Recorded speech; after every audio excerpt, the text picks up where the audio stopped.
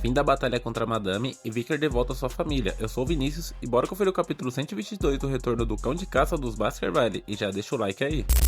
Madame Oito Patas Fakes foi finalmente derrotada e os alunos olham para ela e nem conseguem acreditar que conseguiram tal feito, menos o Vicker que está pleno ali. Em seguida, o sistema da Torre da Magia voltou a funcionar normalmente e todos os estudantes foram teletransportados para a sala de espera, onde puderam reencontrar os colegas que os aguardavam. E o fato de ninguém ter se ferido gravemente foi um milagre. E os responsáveis por esse milagre são os 10 heróis em primeiro, o Nerdola, segundo, o Jurassic, terceiro, a Love God, quarto, a Santa, quinto, sexto e sétimo, os Trigêmeos Baskerville, oitavo, o Vicker, Sinclair em nono e Leviathan em décimo. O fato de um aluno do primeiro ano ter ficado entre os 10 primeiros e todos eles serem da academia e terem lutado contra a Madame pegou todo mundo de surpresa. Além disso, segundo as investigações, a Madame era Rank S e até os olhos extras que monitoravam o torneio foram desligados por sobrecarga do sistema. Ainda assim, 10 estudantes, sendo o mais forte considerado por eles um graduado de nível de quarto círculo, o Nerdola, conseguiram caçar essa criatura.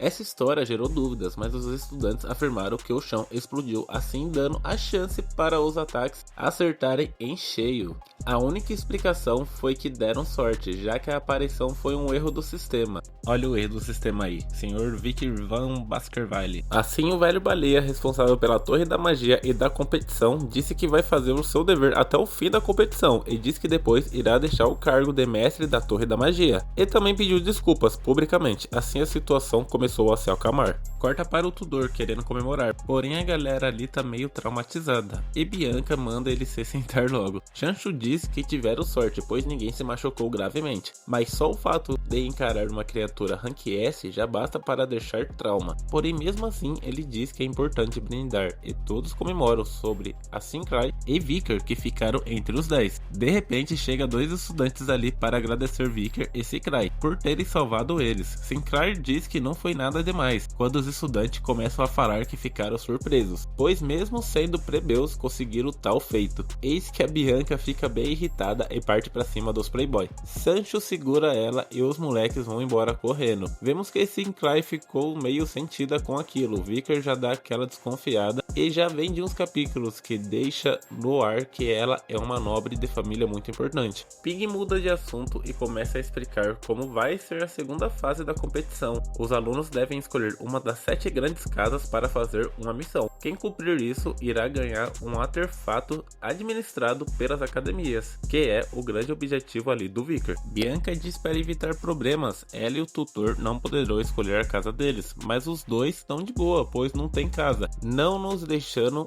mais dúvidas. E ela diz também para não escolher a casa dos Baskerville, pois os alunos que vão para lá, a maioria não consegue concluir a missão, e alguns até desaparecem. E ela pergunta para Vicker qual casa ele vai começar. Então mostra ele no trem, com o papel da missão de 5 estrelas de dificuldade máxima da família Baskerville, e diz que ainda se lembra da cara do pessoal. Falaram para ele que são um bando de loucos sedentos por sangue. Vicker diz que é a última missão antes de enfrentar o de Carabia, o 7º. Basta o selo do Hugo no percaminho, porém tem mais uma coisa que precisa entender: a carta que seu pai deu para checar no nível de mestre espadachim. E mesmo sabendo que Vicker mentiu escondendo sua força, ele o ajudou. Graças a isso conseguiu alcançar o ápice, mas as intenções dele vai saber quando encontrá-lo. Chegando lá, toma um susto, se depara com seu pai com tranças e presilhas fofinhas e fala com todo o respeito, mas que aparência é essa? Ele diz ter sido a Pomerânia e Vicker percebe que tudo ali tem traço da